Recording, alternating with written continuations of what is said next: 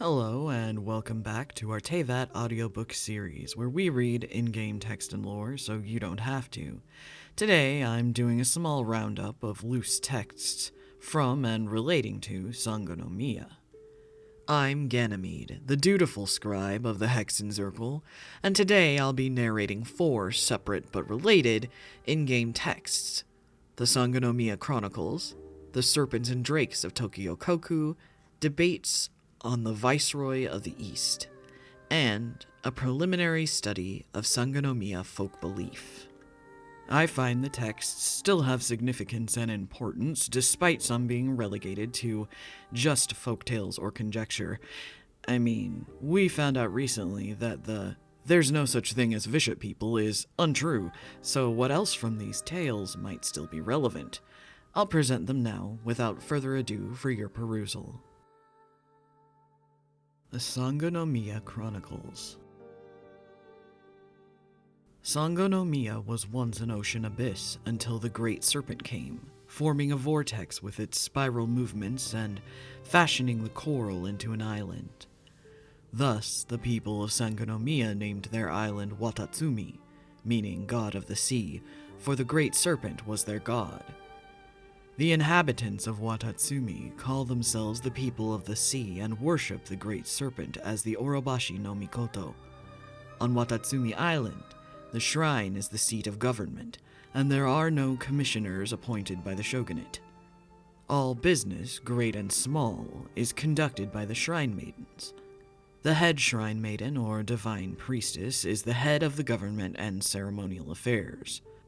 During the Archon War, Her Excellency, the Almighty Raiden Ogosho, brought all of Inazuma under her unified rule. The masses bowed down in fear and awe, and each was content with their lot, else they were annihilated. No longer did any covet that to which they were not entitled.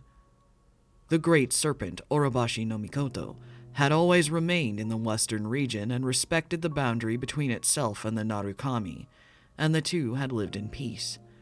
But now it suddenly transgressed the boundary and invaded the east without warning. The war was brutal and brought great suffering to the people. The two sides fought bitterly on what is now known as Yashiori Island, with many casualties and injuries on both sides. Her Excellency's cherished Tengu general, Sasayuri, was among those who lost their lives. Finally, the Great Serpent was slain by the Ogosho, where its remains now lie on Yashiori Island.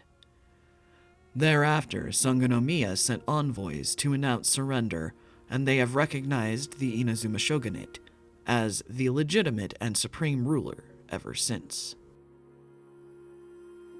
The Serpent and Drakes of Tokoyokoku. Mysteries creation conceals, the sun and moon omens reveal, 3 corners in darkness shrouded, the void by 5 saints clouded. The universe has no beginning and no end, and so it was with the land that once was. But this matters not to us, for the land that bears us no longer has anything to do with that eternity without start or ceasing. So said the lone sage Aberaku to the first Sunchild. The Sunchild had long intended to punish Aberaku. Summoning the sage before the throne in this manner was but an additional way of making things difficult for him before detaining him. Legend has it that Aberaku was opened up to wisdom by the Tokoyo Kami, and was thus able to bring light to Enkanomiya, which had till then never seen the sun. But the Sunchild grew jealous of his talents, thus imprisoning him for life. Yet these children of the sun never considered that had Aberaku not created that underground star, they never would have existed in the first place. The origin of heaven and earth is like the chicken and egg, and are not dragons and snakes kin? No sooner had the sage Aberaku uttered these words than he was overthrown by troops lying in ambush. At that time, Enkanomiya had only just been brought some room to breathe by the appearance of the sun. The dragon heirs loved the dark and shunned the light, and thus could no longer act with impunity. The days when the dragon heirs would rampage and graze on humanity like so much grass had at last come to an end, for the people of Enkanomiya finally had the means to resist. Yet it came to pass that the flaws in human nature would rear their ugly heads even before such outside threats could be quelled. The people chose a sun-child, crowned him king, and worshipped him, and yet he ruled with a brutal hand, framing the righteous. Unnumbered years would pass before a young child of Enkanomiya would make a wager with his peers. Alone, he would dive beyond the three corners, evading the trail of the dragon heir in search of a dragonbone flower. But what he found instead, within a great cavern, was a mighty serpent, one he had never seen before. Somehow, as he gazed upon the serpent's titanic form, the child felt no fear, but instead a kind of kinship. "I am the profane serpent. Though my servants are numberless, not one mortal now dwells in my shadow. That I have fallen into this realm, and that we would meet. Perhaps this is fate. You are not one of my people, but you are human nonetheless. Speak your desire, and I shall hear it."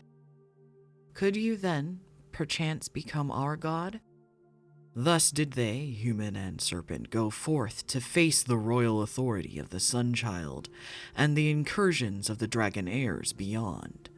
Thus was the curtain raised on the turning of the tide. Debates on the Viceroy of the East. Tozano's name is not known, but it is known that he was of low birth, such that some island folk tunes name him the legacy of moonlight and tide, or the forgotten child of the moonlight. Perhaps he was an orphan, or perhaps he was the child of people who had been washed ashore by the sea. But though he had neither name nor surname, nor a clan to protect him as he grew, Watatsumi Omikami accepted this child nonetheless, just as he had once accepted the lost people trapped in the depths. The boy later apprenticed himself to Moon and her sister, learning from them the whale songs and rites of Watatsumi. His memories were colored by the palace of coral and clam, the shining schools of fish and the rainbow-hued mackerel, and his body was tempered by the rugged reefs and endless waves, becoming strong and swift. The songs of the Yuna clan say that when the boy had grown into a young man, he was invited by Moon, the shrine maiden, to swim together amidst tides lit by moon and stars alike. In the ebb and flow of the entwined lights, the young man sensed the words and emotions of the sea creatures, and hearing the shrine maiden's gentle, mournful whispers, he decided his future course. It is said that after this nighttime excursion, the young man comprehended the sword styles known as Getsu Moon and Yushio. Though he would not have any descendants, these sword techniques would be taught amongst the warriors of Watatsumi and passed down from generation to generation, thus never becoming extinct. In Watatsumi Island, which lacks traditions of swordsmanship, these two styles remain effective and practical techniques that can prove perilous to any foe. When Watatsumi Omikami set off on the eastern expedition from which there would be no return, the young man headed up the vanguard and took a place known then to the Watatsumi people as Tozan. Thus was he given the honorific of Tozano by Watatsumi Omikami himself. However, this valiant king of the eastern mountain would become known as a brutal, savage, wicked king, or Akuo, to the people of Yashiori Island. Ultimately, Akuo and his lord were both judged by the Muso no Hitotachi, and Moon, who once trod upon the waves with him on that moonlit night, was lost amidst a storm of black feathers, her people bewailing her fate. And when the dust settled in, things had not turned out as they might have hoped. Notably, people still call outstanding warriors the scions of Tozano, although the young and presumptuous Tozano himself never had the opportunity to join himself to the one he loved, nor would they ever enjoy a peaceful future together. A preliminary study of Sangonomiya folk belief. The version of this tale most widely accepted by the people of both Narukami and Watatsumi Island reads as follows. Around 2,000 years ago, the Archon War was drawing to a close in Inazuma. It is said that, during this time, the great serpent Orobashi broke the coral branches off his body and guided the people of the deep sea back to the light of day, and by his grace and pity, he gathered them together to make a living upon the barren island of coral. But in this world of fickle fortunes, humans, puny as they are, often suffered on account of their bitter lives and were gloomy because of their pain and misfortune. The bright sun, the clear skies and seas, the calm palace that glittered with rainbow light, the teachings of the clergy, none of these could assuage the wounds of hunger and disease. The great serpent never forgot his past as one of the defeated, or his oath to never again allow his people to be forsaken. So he asked the shrine maiden, "Blessed daughter of mine, why do the people of the deep sea weep? Have I not defeated the dragonaires of the depths and given you the light of day?" The wise shrine maiden replied, "Famine." The great serpent asked again, "Indeed, it is my failing that has caused you to go hungry. What then, my people, is your request?" The honest elders replied, "You made a road for us, guiding us to create a nation amidst the blue seas with no need for robbery, oppression, or tyranny. For this we are already more than grateful. Yet, to the east of our coral island there are lands wider and more fertile still. Permit us, great lord, to set foot upon those islands and there carve out a dominion for ourselves, that our children after us shall have a glorious past, a future in fullness, and a present without darkness." The great serpent was silent and made no reply. Narukami it was that dominated the eastern islands, possessing great strength in war, and those deities defeated thus were all slain to the last, in accordance with the law of the divine realm. But in the many years that followed, the hungry and diseased people would ask time and time again, at last moving the heart of their god.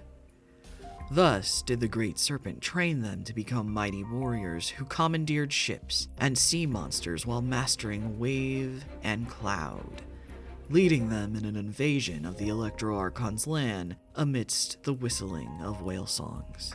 But the people of the sea knew not that Watatsumi Omikami had embarked upon a violent campaign in which he had no hope of victory, and his purpose was not conquest but sacrifice. It is said that there were inscriptions which the shrine maiden hid, upon which were written a prophecy of the certain defeat and the future of humiliation that awaited this eastern expedition. Orobashi's true motives were not well recorded by history. This is merely a hypothesis drawn by those who discovered the inscriptions in latter days. Watatsumi Omikami long knew that he would not have any chance of survival this time, but accepted the prophecy's result calmly. If he wished to ensure the perpetuation of his people's faith, there was but one path: sacrifice. Even if Watatsumi would pass away, its people would endlessly weave their memories of joy, prosperity, bitterness, and loss into a united faith. These memories in turn would flourish on account of the intense emotions of a vanquished people forced into shameful submission. Many among the Watatsumi people now no longer believe that their guiding Omikami has any chance of revival, but their pride as Watatsumi's people, the pain of watching the body of their god carved up from minerals by their overlord, the hurt of losing that god. These emotions have passed on from generation to generation, becoming the pillars of forbearance, resistance, and sacrifice that underpin the faith of Watatsumi's people. As the author has mentioned, Sangonomiya has an extreme lack of written historical material. As such, these past motives have all essentially become fictional tales upon which future generations can inscribe any meaning they wish. Thus, these histories have become histories of accumulated consciousness, rather than histories of recorded fact. The fact that this collective consciousness has been strengthened and rendered ever more cohesive over time such that a people who have lost their beloved god may still actively resist a nation whose faith is in a mighty elemental deity. This just goes to show that their persistence is hardly some obsolete thing. Notably, this tendency to give little thought to the facts of the past and emphasize the consciousness of the present is a glaring flaw in Watatsumi today. The flames of these hatreds and humiliations, born and nursed over hundreds and thousands of years, can be fanned by those with an agenda in leaner years and ultimately bring catastrophe upon the nation. But though I say this, while the people of Watatsumi are known for their forbearance, are they really to grin and bear this mortification endlessly for the sake of survival? With their recent economic exploitation at the hands of the Kanjo Commission, more and more of the young people of Watatsumi Island are discussing resistance and their complaints. It seems evident to me that these discussions are not merely about the past, but about the present and future also. However, there is another version of the legend of Watatsumi Omikami's slaying. While the people of the deep yet dwelt in the depths, they kept very reliable chronicles, for there was no day nor night for them. If they kept no precise records, they would even forget what time it was. But these chronicles were ordered sealed in Enkanomiya by the Great Serpent, never to be retrieved. The names of the people of Watatsumi were also not written in the Inazuman style then. The names and surnames used today by them came about by order of the Great Serpent, who had them learn the traditions of Narukami.